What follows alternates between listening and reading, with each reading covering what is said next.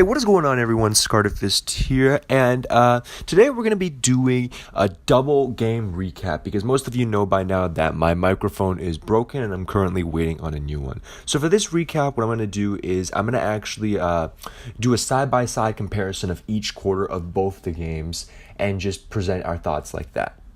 All right, so beginning with game one, both teams start the game off 3-9, and you can definitely tell that the Raptors are trying to get Danny Green going. You know, they're giving him a lot of shots, trying to run some plays for him. Danny Green overall still has, for the most part in this series, not come alive in the two games that we've seen so far. Now, Warriors in game one are leaving Gasol open. They leave him so open that there are multiple times where you just see him take his time. Like, the man takes 5 seconds to square up a shot. And, you know, credit to him, in game one, he did capitalize on the fact that he was left super open. And this was mainly because the Warriors were employing the strategy that the other teams in the Eastern Conference tried to employ, in that if you double Kawhi and dare the rest of the Raptors to beat you. And, you know, they dared him in game one, and the Raptors responded by being wide open. Now, something else that I noticed before the game even was that Uber was using the Raptor logo tonight. I thought that was a nice little, little touch of creativity or immersiveness, if you will. So go back to the game. Kawhi is being guarded mainly by Iguodala, and I thought that he would be guarded by Draymond for the most part, but Iguodala makes a little bit more sense. I mean, he was being doubled by them consistently and pressured, but he still got his numbers. This wasn't a very high-scoring game for him, actually, because Siakam ended up being the guy that basically took over on the offensive end after the first half, and my God, it looked like we saw, the true second option finally emerge for Toronto.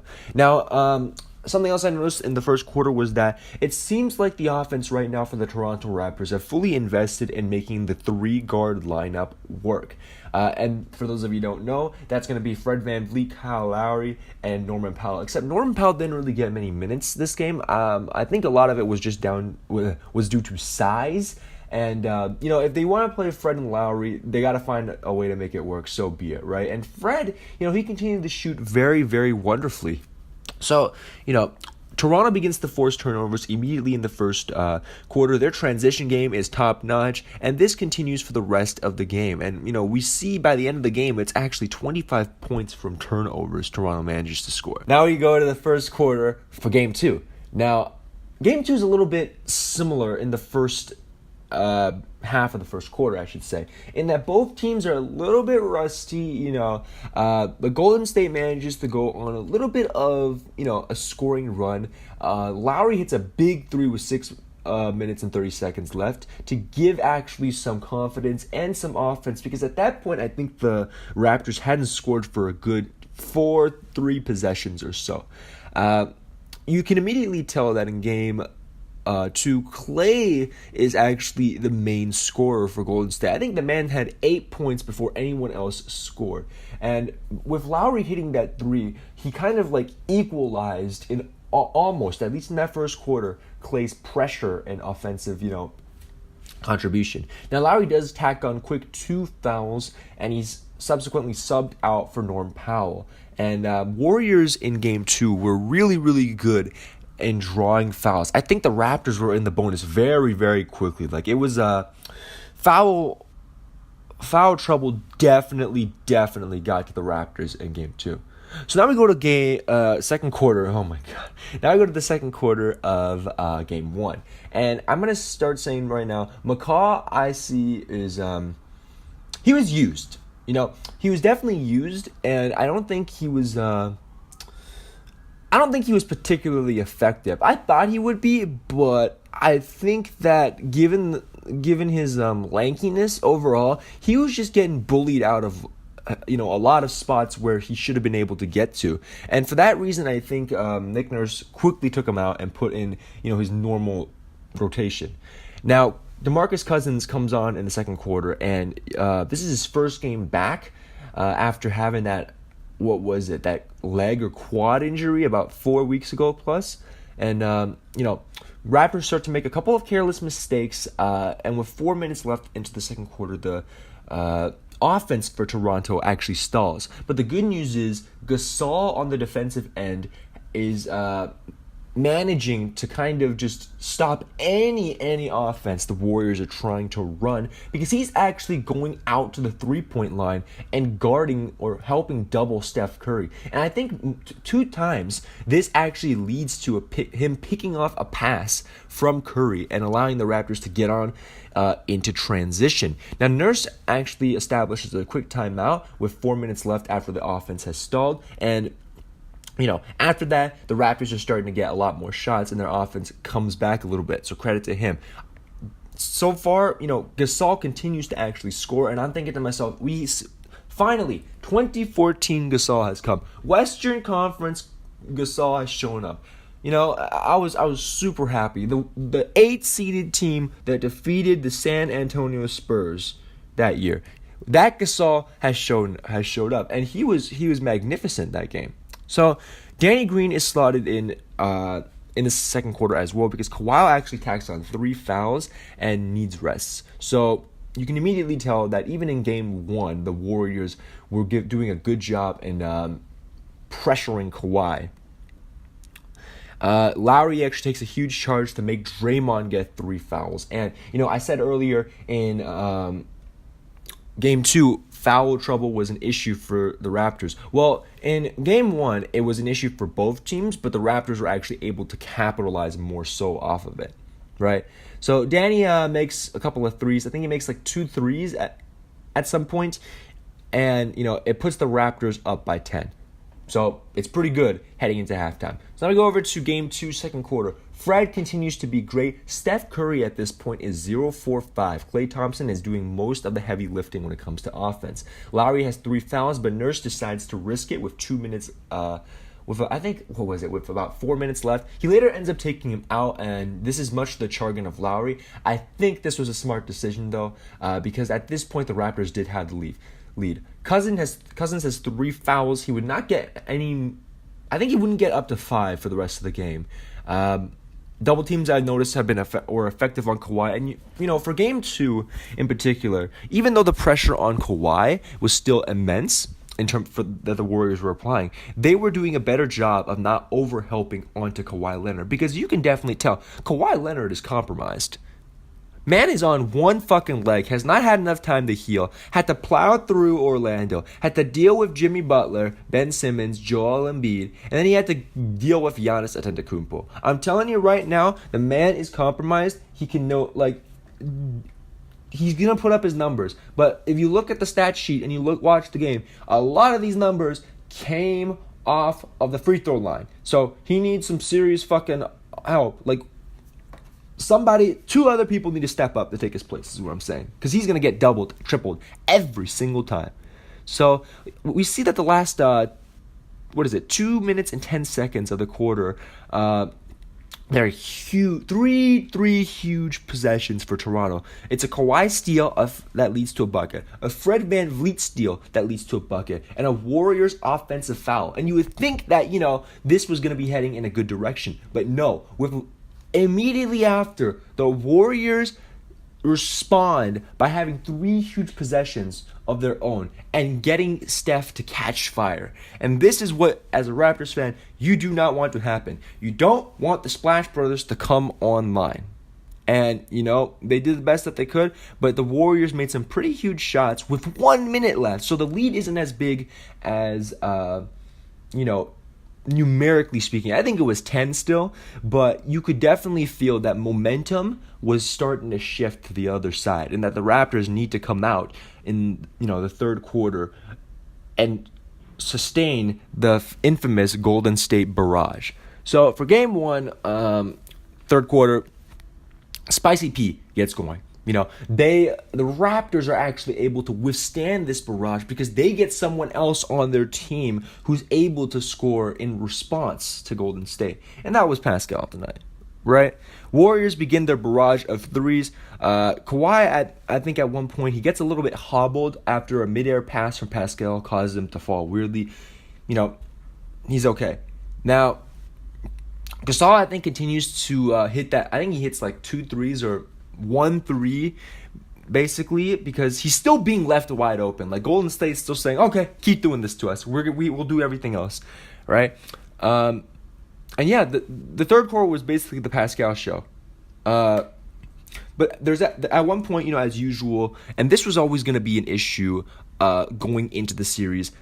The Raptors' offense just kind of suffers a little bit of a drought, and I think that Toronto, at least in Game 1, did a pretty good job in having key players step up in key moments to kind of end that drought and, reset the Raptors' offensive intensity. And, Kawhi, I think, hits a huge 3 to do so late into the third.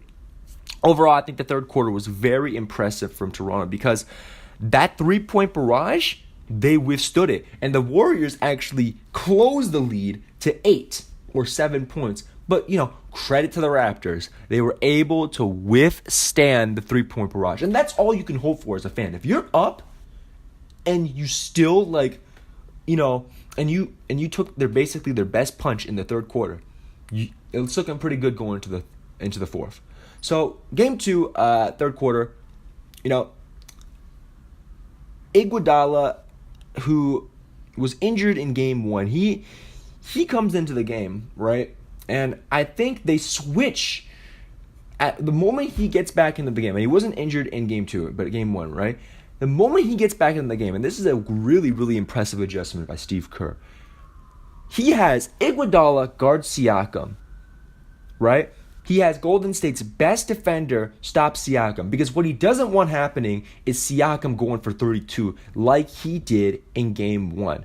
So he gambles because he says, Kawhi is struggling. I can just put Draymond and Sean Livingston and DeMarcus Cousins or whoever, the rest of the team, to force Kawhi into a very difficult spot because he's struggling from shooting. So, well, actually, not even that. It was Draymond guarding Lowry. Right, so it's Draymond guarding Lowry, Iguodala guarding Siakam. What this does is the two best defenders are guarding the two other key pieces of Toronto. So they're basically now saying, Kawhi, I dare you to beat us. Or Fred VanVleet, I dare you to beat us again. Or Danny Green or Marc Gasol. And they hadn't, while Fred was shooting well, he definitely wasn't law of averages or regression to mean means he's not going to continue shooting that absurdly from 3, right? Gasol, you would hope that he had a good offensive game again, but let's be real here. Seeing Gasol put up massive points is it's a roll of a fucking dice, or a flip of a coin, so to speak. So yeah, with Draymond guarding Lowry, and Iguodala guarding Siakam, the Raptors' offense gets completely shut down. The Warriors go on an 18-0 run, and Toronto is not able to get any offense. It's literally brick city. And, at the end of the third, the Warriors lead by 10. So, pretty massive difference from Game 1. Because in Game 1, it was withstood. In Game 2, woo! Wasn't even close. Just the Warriors just completely, that was a very, very key adjustment for Steve Kerr. That may have been, I think he was the MVP of Game 2. That adjustment really fucked the Raptors over. And they were never able to actually figure out an answer to stop this. Nick Nurse calls 2 timeouts within the span of the first 3 minutes of the third quarter to try to address this problem. Still nothing. So we go to the fourth quarter of Game 1. There's an overall notion at this point that many people thought that Ibaka would be more effective than Gasol because of mobility. And in Game 1, at least, Gasol showed that was not the case.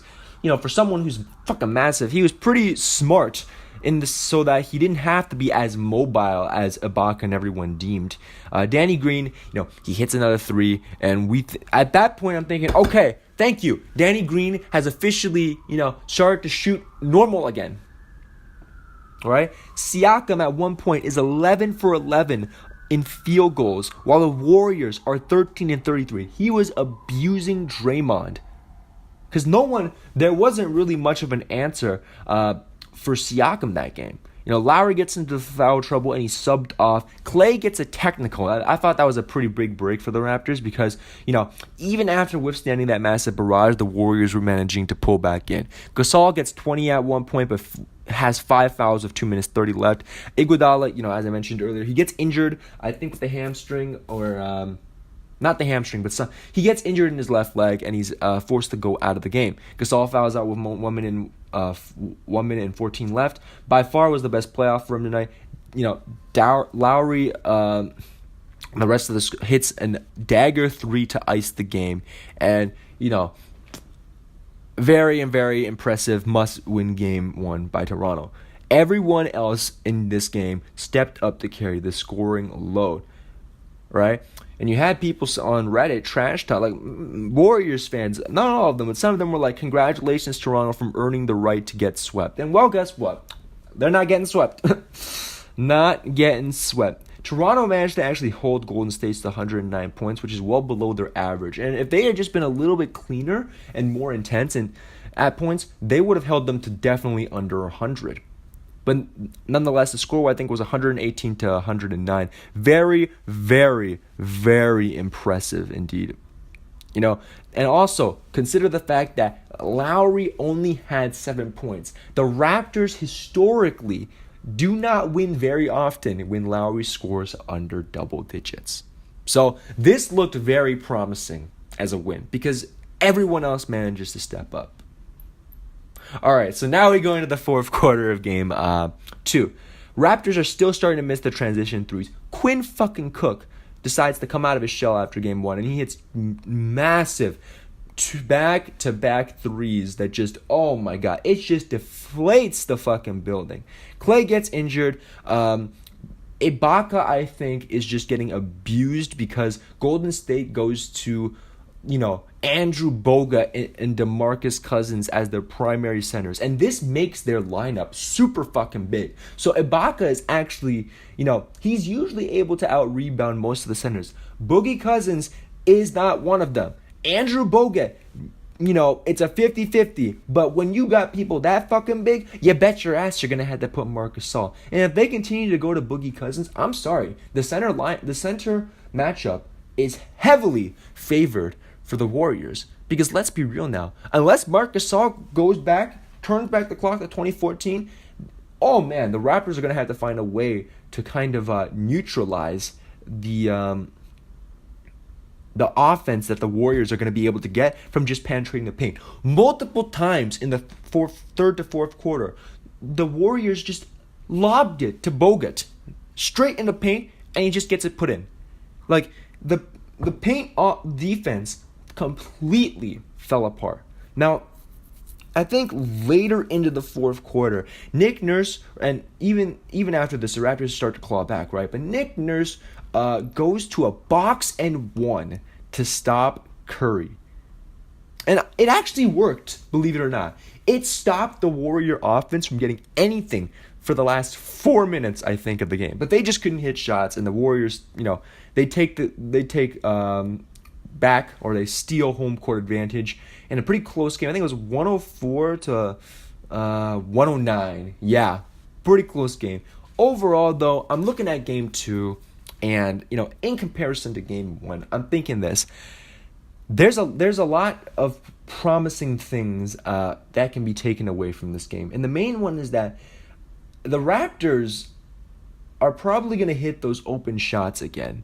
And Lowry needs to do a better job of not tacking on fouls. If he doesn't foul out, I really think that this game actually goes to overtime. Because he is a key offensive, playmaker. And he needs to be able to play a little bit smarter and play better. The Raptors were right there with Golden State. Now, obviously, they got a couple of really lucky calls, or just a lot of things went their way in the last 4 minutes to actually get them to the point where they could tie the game. But Iguodala, hits that dagger 3 because he's wide open, and here we are, tied. And the Raptors tonight have to go into Oracle and win a game. But I think that they can, because They've tried so hard to stop Curry. He got bodied in game 1. He still put up 30, right? Game 2, he manages to catch fire. But, if this boxing 1 is the answer, I'm eager to see if it, will continue to be used for the rest of the playoffs. So, yeah, thank you guys so much for staying tuned. I will see you after Game 3.